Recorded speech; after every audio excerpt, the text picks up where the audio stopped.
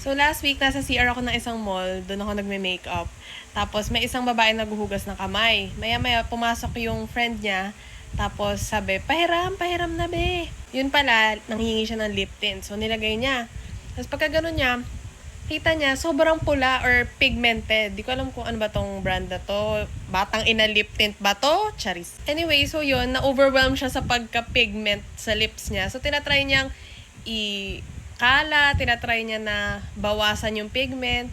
Tapos si friend na nagpahiram, supportive naman na, bakit? Bagay naman sa'yo. Sabi niya, grabe, ang pula pala nito. Ano ba yan? Tapos ito talaga yung memorable thing na sinabi niya. Patay ako sa jowa ko nito. Masyadong mapula.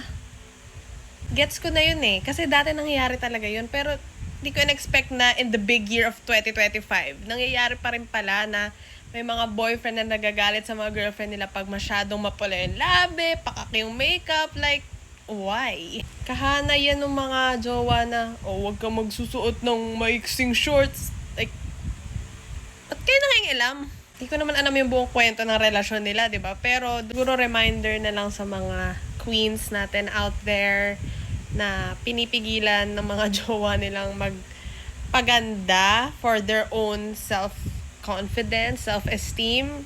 Huwag niyong hayaan na i-project nila yung insecurities nila sa inyo. Yun lang.